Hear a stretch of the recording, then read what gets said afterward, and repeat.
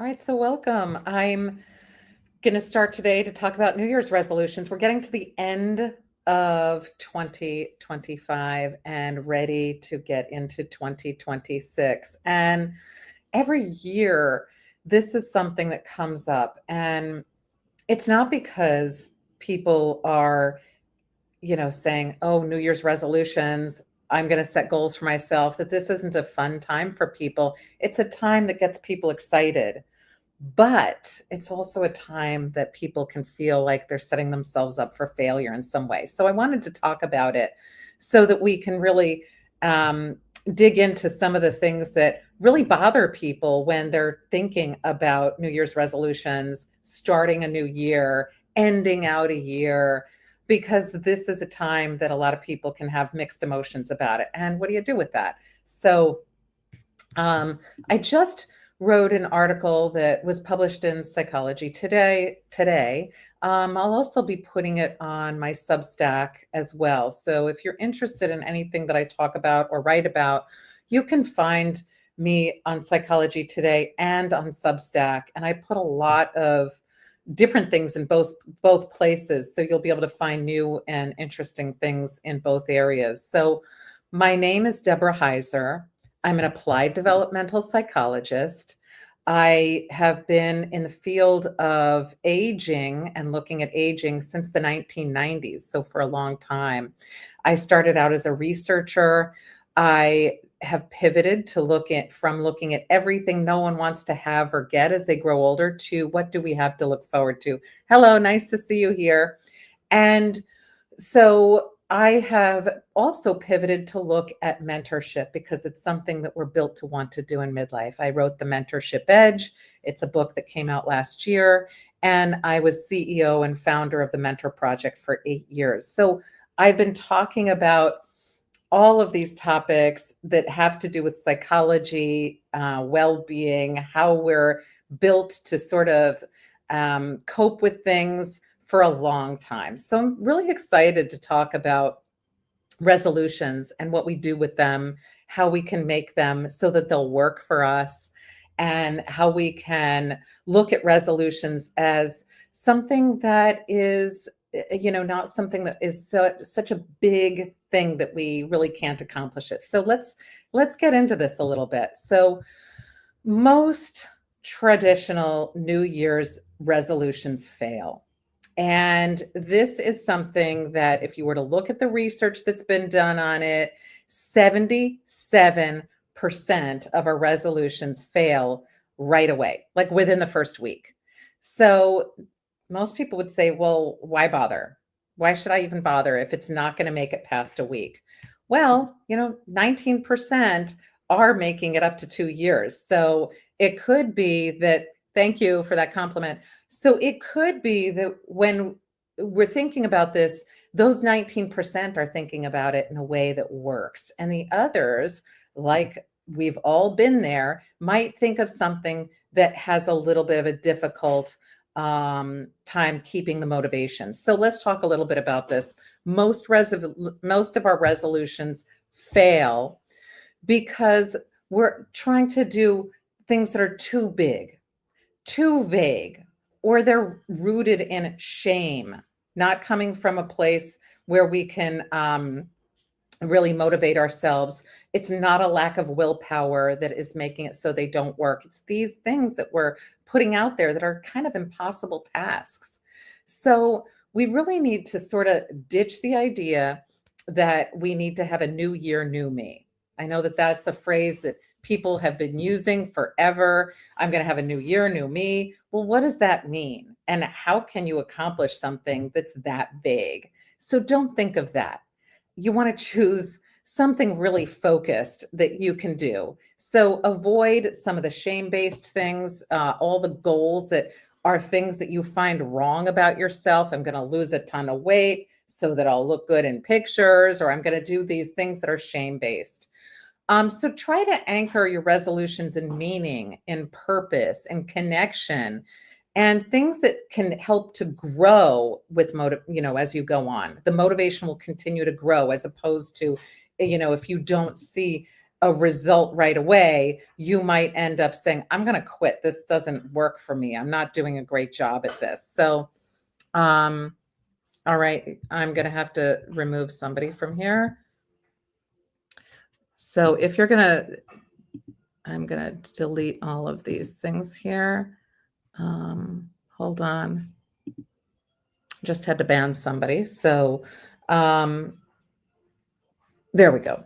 So, at any rate, I wanted to go back to what we're really talking about here, which is, the New Year's resolutions and thinking about it from now until New Year's. If you want to make a resolution, do it. It's always a great idea. You can make so much good in the world and for yourself if you decide to do a New Year's resolution and it's one that you can maintain. So, here's what I want to start with. So we know already that 77% of New Year's resolutions fail within the first week. So people will say, oh, I can't stick to that diet. I can't stick to that gym routine every day. Or I don't even know what the new year, new me is. One little slip up, one little misstep, and you're off to the races with not doing it anymore. And then you feel bad. So, what we really want to do is rethink who we are and what we're doing. We are not weak. We are not lazy. We need to think of the system that we're setting up for New Year's resolutions as being incorrect. It's misaligned with what we want to do. So we have to look at it that way and join the system in the best way that can work for us. So here's one of the things that we can do for that. We can start to say, I'm not going to look at this as a test of willpower. I'm going to look at this as, what do I want to get out of my next year? What is it that I really want? And when I start to think about that, it helps me to then think that, okay, I can do something here with this. So here are some don'ts that we should do. I have 3 of them. Don't make a life-changing resolution. It never works. People say it on January 1st, here's what I'm going to do, but they don't work. And that's because you're biting off much more than you really can chew. So it's an impossible thing to sustain in real life. So this is the new year, new me. Don't do this. This is hard because you're looking to reinvent your life. Where do you start? What are the steps to that? So when you start to say, I'm going to new year, new me, I'm going to declutter my house, I'm going to get a new look, I'm going to go get a new job, I'm going to save all my money, I'm going to go to the gym. What is that exactly is it that you're looking to change? If you have something vague there that's a big life changer, you're not going to be able to do it. You're going to skip a day in the gym and then you're going to never go back. You're going to go buy something that was expensive or not save your money like you said you were. And then you'll say, never mind, I'm not going to continue with it. You're not a lazy person when you do that. You are not a weak person if you do that. You are a normal person if you do that. So this is something that if you are looking at these sorts of things, don't beat yourself up over it. You're just trying to do something that has been told to you all the time. Go ahead and make the new year the new you. Do something big, do something grand.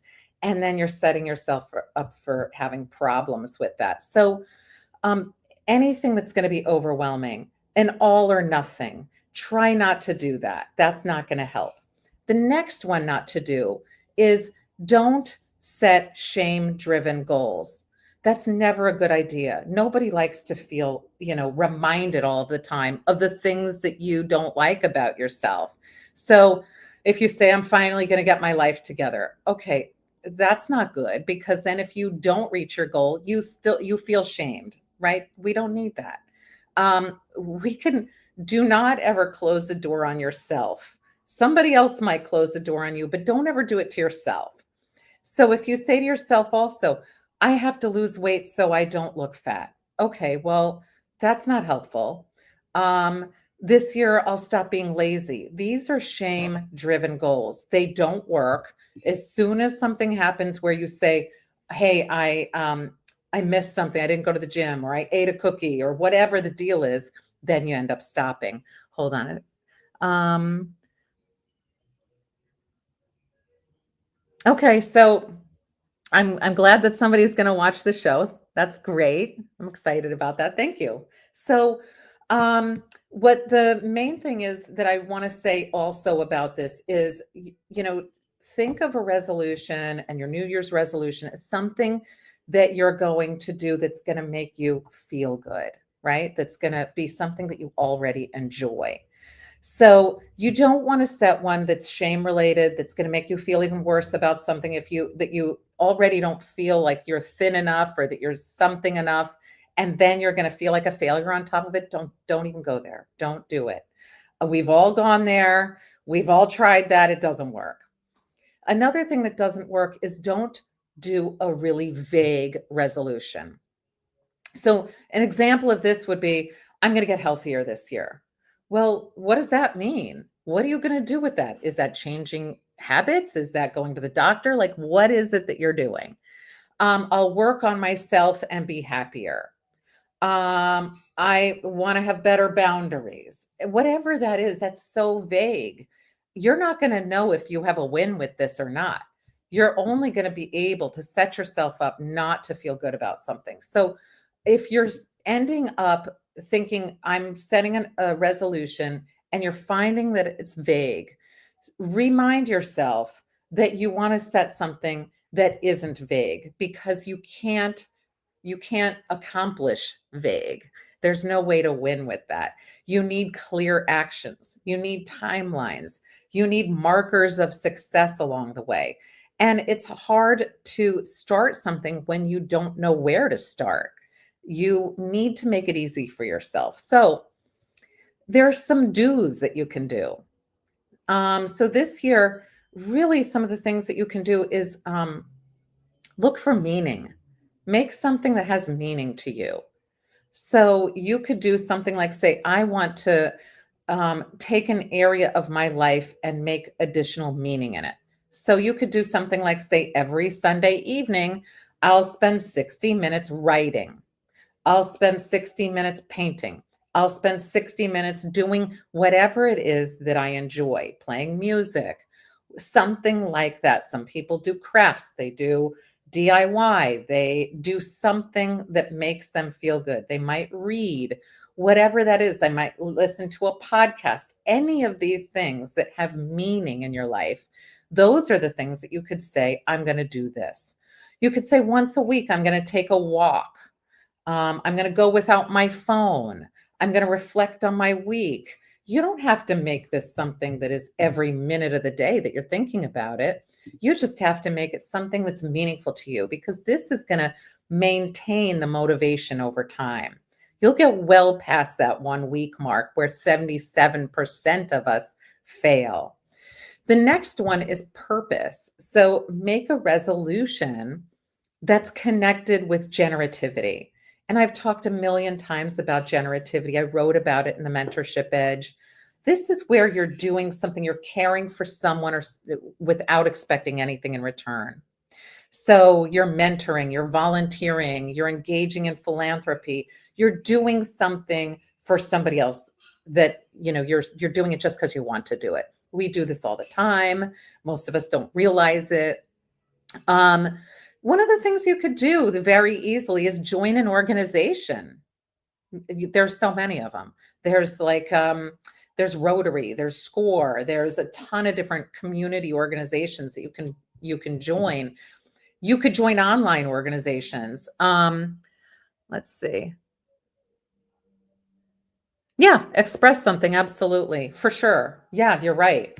So it's how we are expressing it. So one of the things that you can do is, in any kind of way that you want, volunteer. And you could even say to yourself, in terms of the purpose, every year I want to go and volunteer my time at something. I know that every year people donate their time for, turkey drives or for food pantries or those sorts of things. You don't have to say that my New Year's resolution is going to be something I do every single day. You could say twice a year, I'm going to do something that is giving, that's generative. And that is something that is achievable. You can do that. That makes the world better. It makes you feel better. That's a very doable New Year's resolution. And the third one is connection. So if you create consistent small rituals with people, it's going to really make you feel good and it's going to make somebody else feel good. So you could say, I'm going to do a weekly call with somebody.